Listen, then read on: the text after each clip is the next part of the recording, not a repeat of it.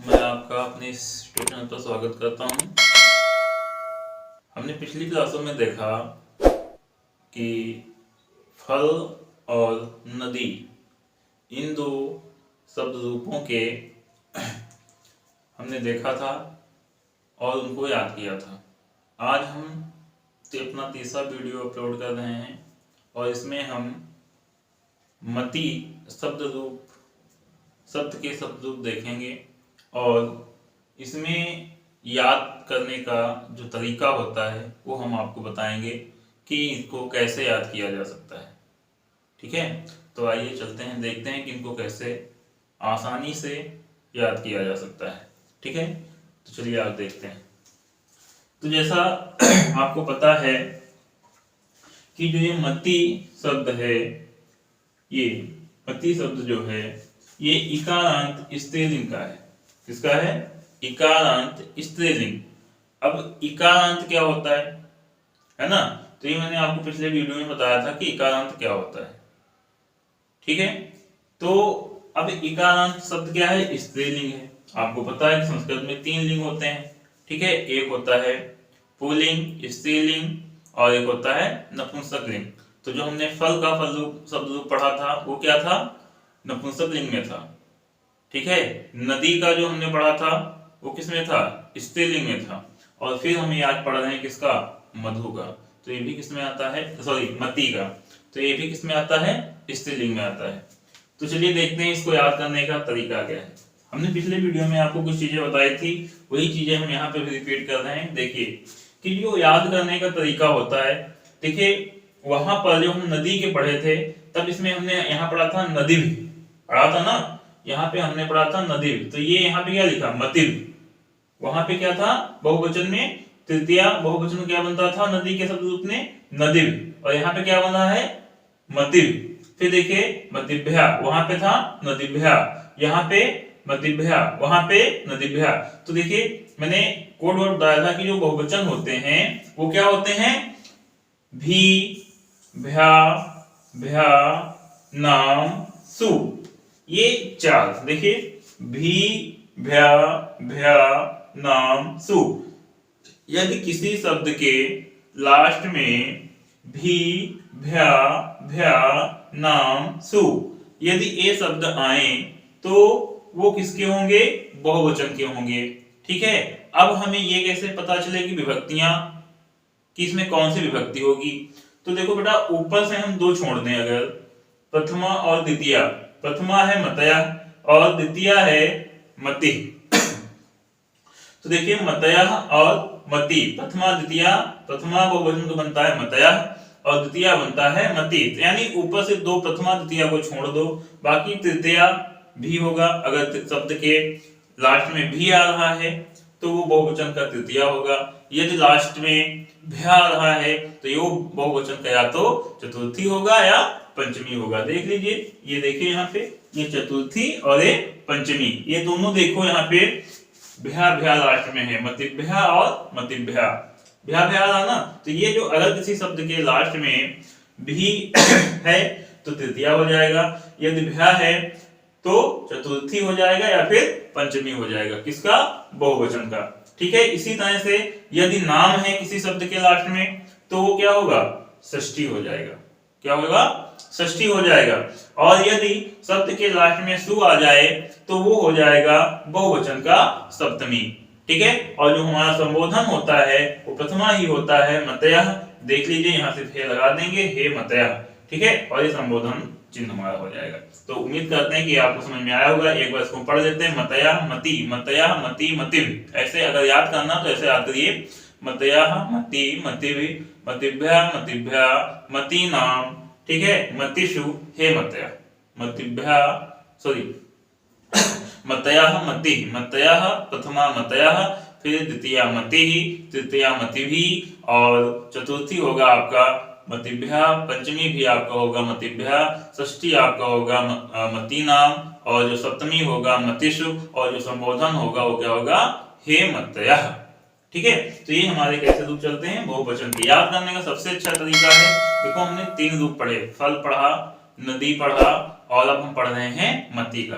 लेकिन जो चीज हमने बहुवचन में, आप जाके पिछला वीडियो देखिएगा कि ये जो कोड वर्ड मैंने आपको बताया ये क्या सभी में आ रहे हैं। अगर सभी में आ रहे हैं तो मतलब अगर किसी शब्द के लास्ट में आपको ये कोड वर्ड मिलते हैं तो किसके होंगे, बहुवचन के होंगे शब्द लोग, ठीक है। बाकी दो आपको याद करना है, मतयः और मति, ये किसके होंगे, बहुवचन का प्रथमा और द्वितीया में, ठीक है। तो ये आपको याद करना है, मतयः और मति। तो इसको वैसे अगर आप नहीं याद रख सकते हैं तो इसको याद कर लीजिए, मतयः मति, मतिभिः मतिभ्यः मतिभ्यः मतीनाम मतिषु हे मत्या, ठीक है। इसको ऐसे आप याद भी कर सकते हैं। अब हम बात करते हैं दो वचन की। तो दो वचन में आप देख लीजिए प्रथमा द्वितीया एक समान, मति मति, मति और मति, प्रथमा द्वितीया मति मति, किसका, दो वचन का, प्रथमा द्वितीया मति मति। और फिर देखिए तृतीया चतुर्थी पंचमी, तीन, तृतीया चतुर्थी पंचमी विभक्ति जो बनते हैं द्विवचन का वो मतिभ्याम मतिभ्याम मतिभ्याम।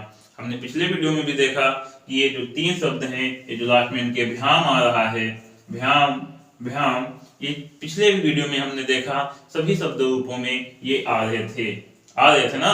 तो अगर आ रहे थे तो इसका मतलब है अगर भ्याम भ्याम भ्याम किसी शब्द के लास्ट में आ रहा है तो वो द्विवचन का या तो तृतीया होगा या चतुर्थी होगा या पंचमी होगा, ठीक है। इसके बाद देखिए जो लास्ट के हैं वो क्या होंगे, मत्योः मत्योः, है ना, कौन, षष्ठी और सप्तमी, मत्योः मत्योः, योः योः अगर शब्द के लास्ट में आ रहा है, ये इतना देखिए योः और योः, ठीक है। अगर योः योः शब्द के लास्ट में आ रहा है तो वो क्या होगा, वो हमारा षष्ठी और सप्तमी होगा, किसका, द्विवचन का, ठीक है। फिर से रिपीट करते हैं, यदि मति मति शब्द में आ रहा है, अगर शब्द रूप मति है तो मति यानी बड़ी की मात्रा अगर लगी है, ठीक है, तो वो किसमें जाएगा, विसर्ग भी, देखो यहाँ पे विसर्ग नहीं लगा, यहाँ पे मति लिखा है लेकिन इसमें क्या विसर्ग लगा हुआ है, तो विसर्ग लगा है तो बहुवचन का रूप होगा। यदि विसर्ग नहीं लगा है तो किसका, द्विवचन का प्रथमा या द्वितीया होगा, ठीक है।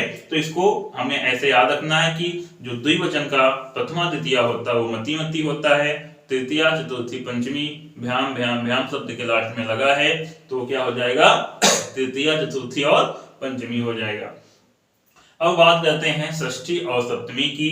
तो षष्ठी और सप्तमी में देखो योः योः, मतयोः मतयोः, मतयोः मतयोः, इसको ऐसे पढ़ सकते हैं, मतयोः मतयोः। तो मतयोः मतयोः जो शब्द होंगे, युः शब्द के लास्ट में अगर युः का उच्चारण हो रहा है शब्दों के अंत में तो वो किसके होंगे, द्विवचन के, षष्ठी और सप्तमी होंगे। और जो हमारा संबोधन होता है प्रथमा ही होता है तो हे मति, ये हमारा संबोधन चिन्ह हो जाएगा, ठीक है। अब नेक्स्ट देखते हैं एक वचन। तो एक वचन में हमारे लगभग रूप बदलते हैं, लेकिन यहाँ पे हम अगर देखें तो ये दो सेम है, ठीक है। कौन, पंचमी और षष्ठी, एक वचन का पंचमी षष्ठी सेम होता है और वो होता है मत्यः मत्यः, ठीक है, वो होता है मत्या और मत्यः, विसर्ग लगेगा बेटा, विसर्ग लगा लेना, मत्यः मत्यः, ठीक है। तो यहाँ पे देखिए अब इसको याद करने का तरीका क्या हो सकता है, ऐसे याद कर लो, मति मति मत्या मत्ते, देखो मति मति मत्या मत्ते है, मति मति मत्या मत्ते, मति मति मत्या मत्ते, मत्यः मत्यः, ठीक है, मत्यः मत्यः मत्याम, मत्यः मत्या मत्याम हे मते। देखो यहाँ पे मत्याम है, वहां पे नद्याम था, नदी में था कि नहीं था, यहाँ पे मत्या मत्या, वहां पे नद्या नद्या था, यहाँ पे मत्ते वहां पे नद्य था, यहाँ पे मत्या है वहां पे नद्या था, यहाँ पे मतिभ है वहां पे नदीम था, ठीक है, यहाँ पे मति है वहां पे नदी था, ठीक था कि नहीं था। तो इसी तरह से हमको शब्द रूप याद करने हैं, तो इसको हम याद कर सकते हैं, मति मति मत्या मत्ते, पढ़िए, मति मति मत्या मत्ते, मत्या मत्या मत्या मत्या, ये मत्या पढ़ेंगे, इसको मत्या पढ़ेंगे, यानी इसके उच्चारण में लास्ट में हाँ आना चाहिए, लेकिन यहाँ पे विसर्ग नहीं लगा है इसलिए इसके लास्ट के उच्चारण में हाँ आना कोई अनिवार्य नहीं है, अनिवार्य ही नहीं मतलब आएगा ही नहीं, क्यों, क्योंकि यहाँ पे विसर्ग नहीं लगा हुआ है। अगर शब्द के लास्ट में विसर्ग लगा है तो इसका मतलब है कि उसका उच्चारण हम हा की तरह करें, लास्ट में हा का उच्चारण होना चाहिए, ठीक है, क्योंकि विसर्ग उच्चारण कैसे होता है, हा की तरह होता है, ठीक है। तो इसको एक बार हम फिर से पढ़ लेते हैं, मति मति मत्या मत्ते, मत्या मत्या मत्याम हे मते, मति मति मत्या मत्ते, मति मति मत्या मत्ते, मति मति मत्या मत्ते, मत्या मत्या मत्याम हे मते, ठीक है। ऐसे इसको हम याद कर सकते हैं। और याद करने का बेटा इससे अच्छा तरीका यही है, इसको आप पढ़िए और फिर समझिए और उसके बाद एक रफ कॉपी पे इसको लिखिए, ठीक है। फिर देखिए कि हमसे कहाँ गलती हो रही है, उसमें सुधार करिए, फिर से लिखिए, फिर गलती हो रही है उसको फिर से देखिए, उसमें सुधार करिए और फिर लिखिए। आप ऐसा 2 से 3 बार करेंगे, ये आपको बेटा याद हो जाएगा। और एक बार आपने याद कर लिया तो लाइफ में, भविष्य में कभी दोबारा आपको इसको याद करने की जरूरत नहीं पड़ेगी। सिर्फ एक नज़र आप देख लेंगे और इसका आंसर बता देंगे। इसमें से जो भी क्वेश्चन आएगा उसका आंसर आप दे पाएंगे। तो उम्मीद करता हूँ कि ये वीडियो आपको समझ में आया होगा।